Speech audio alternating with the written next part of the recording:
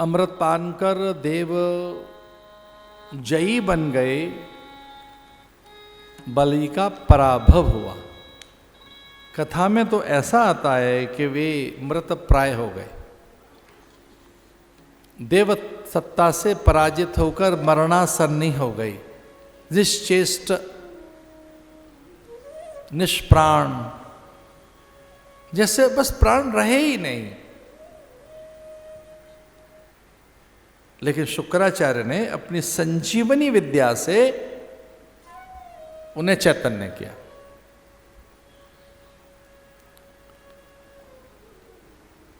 उनको प्राण दिए।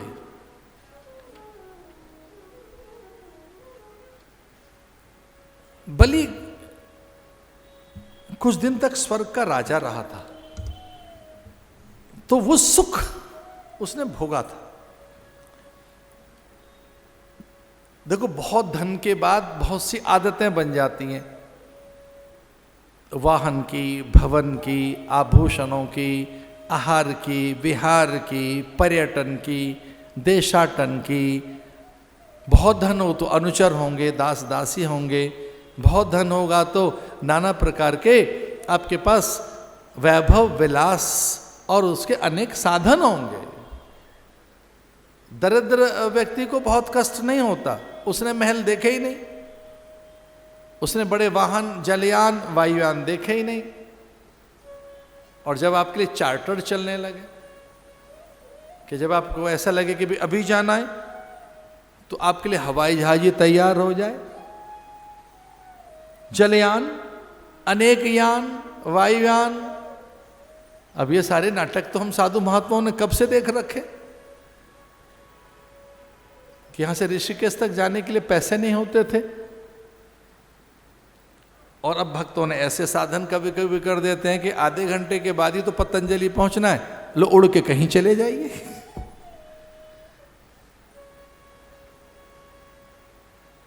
सुख का अध्यास न हो, अध्यास बनता अभ्यास से। जो मनोवृत्तियां हैं उनमें स्वीकृति पैदा हो और आलंबन हो जाए, उसका अध्यास बन जाए, अपध्यस्त हो जाए, तो फिर अध्यस्त और अभ्यस्त हो जाने के बाद साधनहीन अवस्था में नहीं रह सकते। इसलिए तुलसीदास जी कहते हैं, दरिद्रता समान कोई दुख नहीं है, और दरिद्रता ही सबसे बड़ा रोग है। कोई पूछे कि रोग कौन सा है? दरिद्रता, दारिद्र, यही तो रोग है, और क्या है? दरिद्रता से बड़ा कोई रोग है? दरिद्रता से बड़ी कोई दुर्बलता है?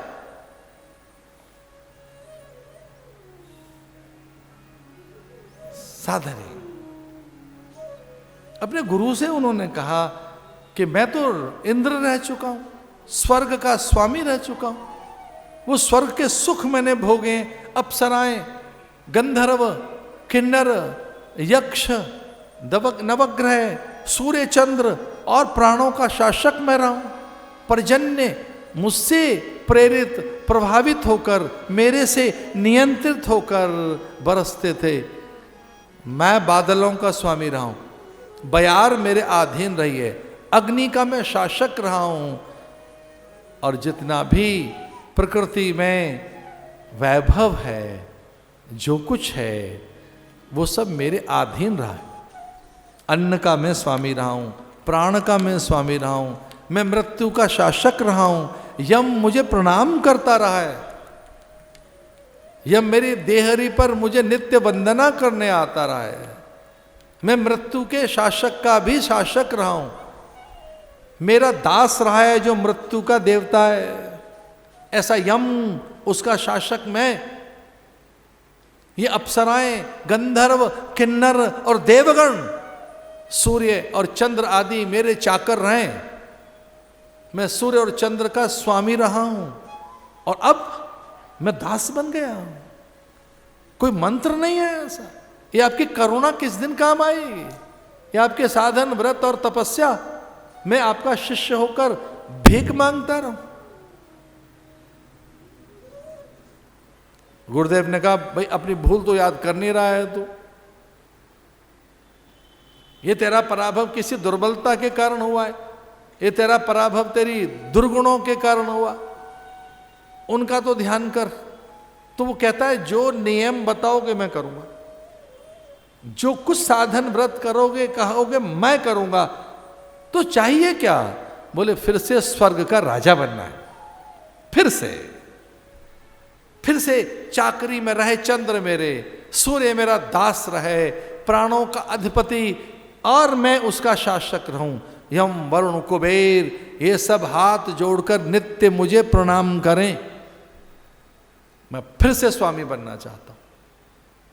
इंद्र, मैं देवताओं का राजा बनना चाहता हूं। इंद्र, मैं शासक बनना चाहता हूं। मेरे अधीन रहे कल्प वृक्ष, संजीवनी का मैं स्वामी बनना चाहता हूं, मुझे अधिकार दीजिए। उनके गुरु ने कहा एक विद्या है भाई, अगर ये विद्या तैने कर ली, इसके नियम भी हैं कुछ। बोले कोई भी नियम करूंगा।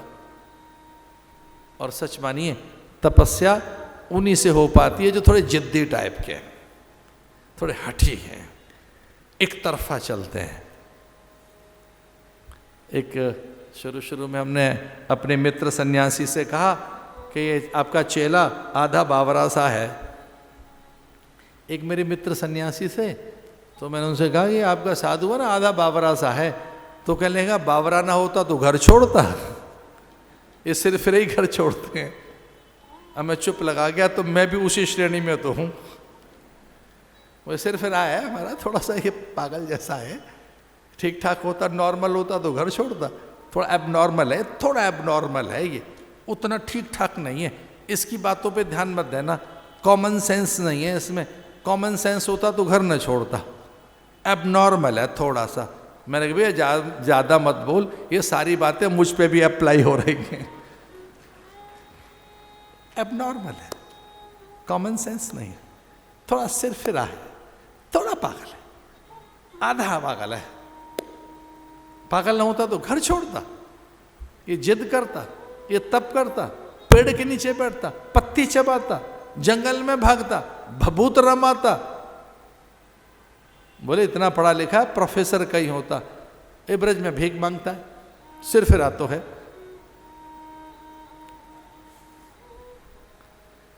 ये तो सच है कि सन्यास में कुछ वैसा तो होता ही है, तभी तो व्रत सिद्ध होंगे। थोड़े से लोभ लालच के लिए, सुख और सम्मान के लिए, थोड़ी अनुकूलताओं वैभव और विलास के लिए में कुछ तो मर्यादाएं रखी जाएंगी, और ये तय करना चाहिए। और साधु तय तो कर ही लेता है कि भाई मैं तो सन्यासी हूं, मैं साधु हूं, ये मेरी वर्जनाएं, ये विधि है और ये निषेध है। तो जो निषेध है वो निषेध है, हम नहीं करेंगे। कुछ वर्जनाएं हैं, कुछ सीमा रेखाएं हैं, उनको नहीं लागेंगे। और अगर सीमा रेखाएं लांघी जाती हैं तो विपत्ति आती है। फिर बोले सीता क्यों ना लांघ दे रेखा में, वो तय है ना। सीमा रेखाएं, सरहद वो सबके लिए है। वो केवल पुत्र के लिए नहीं, पिता के लिए भी है। वो केवल शिष्य के लिए नहीं, गुरु के लिए भी है। मुझे तो ऐसा लगता है केवल भक्त के लिए नहीं, भगवान के लिए भी है। वो भगवान के लिए भी है। सीमा रेखाएं, अगर सीमाओं को आप लांघ गए, मर्यादाओं को लांघ गए तो विपत्ति है। तो ताकत कौन देता है आपको? आपकी सीमाएं, आपका बॉर्डर क्रॉस मत कीजिए, ग्रीन जोन में रहिए। और अगर येलो हो गया है तो रुकने के लिए है, वो दौड़ने के लिए नहीं है। कुछ लोग येलो में भी दौड़ पड़ते हैं, कभी रेड नहीं है, रेड लाइट नहीं हुई, येलो निकल लो ना। येलो निकलने के लिए नहीं है, ठहरने के लिए। अब नहीं जा सकता। येलो लाइट पीली निकलने के लिए नहीं है, समझने के लिए है, जानने के लिए है ही नहीं। वो अब नहीं है। इतनी ताकत कौन देगा कि जो येलो है निकलने के लिए नहीं। और मैं एक भरोसे की बात कह रहा था, अगर आपका साधन साचा है तो आपका साधन ही आपको वो सामर्थ्य देगा कि आप ठहर सकें और आप लांघ न पाए मर्यादाएं, सीमा रेखाएं लांघ न पाए।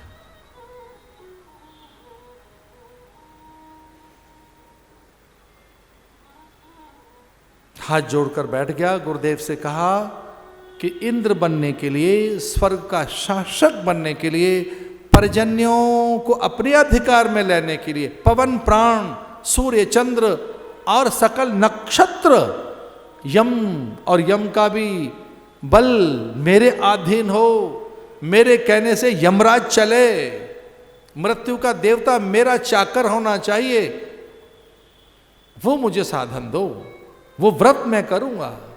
और गुरुदेव ने कहा कि वो एक ही व्रत है जिससे स्वर्ग की संपदा को अपने अधिकार में लिया जा सकता है, समूची प्रकृति पर विजय प्राप्त की जा सकती है, और तो और तेरे द्वार पर अगर वो व्रत सिद्ध हो गया तो नारायण भी भिखारी बनकर आ सकता है तेरे द्वार पर, उसे भी कमजोर किया जा सकता है।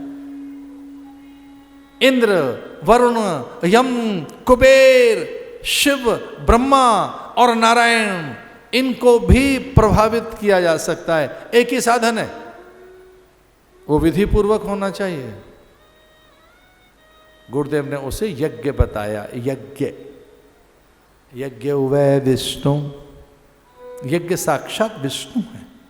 यज्ञ वै ब्रह्म, यज्ञ ब्रह्म है। यज्ञ वै प्राण, यज्ञ में प्राण रहते हैं। यज्ञ वै आनंद, यज्ञ से ही आनंद मिलता है। यज्ञ वै महत्पुण्य, यज्ञ ही महत्पुण्य है, उससे बड़ा कोई पुण्य नहीं है। अगर यज्ञ करेगा तो यज्ञ साक्षात नारायण है। यज्ञ वह विष्णु, यज्ञ विष्णु है, तो यज्ञ करने से विष्णु तेरे अधीन हो जाएगा, शिव तेरे अधीन हो जाएंगे, ब्रह्मा आदि, इंद्र और यम, वरुण, कुबेर, यम, लोकपाल, दिक्पाल, नवग्रह और ये समूची प्रकृति के पंच तत्व, नवद्रव्य, इन सब का स्वामी तू बन जाएगा। करना क्या है? यज्ञ, यज्ञ पुरुष का आराधन कर। यज्ञ यज धातु से बनाए।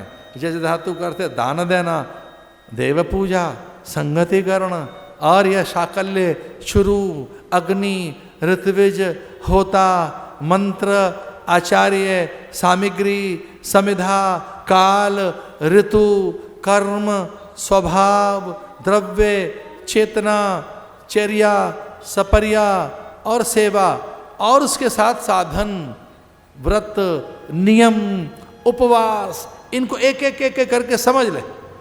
अगर ये तेरे समझ आ गए, शाकल्य क्या हो, चुरु कैसी हो, मंत्र कौन सा है, ऋत्विज कौन है, होता कौन होगा, आचार्य कौन होगा, मंत्र की क्या विधि है, किस काल में होगा, सामग्री कहां से आएगी, तुझे कैसे करना है। कुछ बात समझे मैं क्या कह रहा हूं? यज्ञ विधान का नाम है।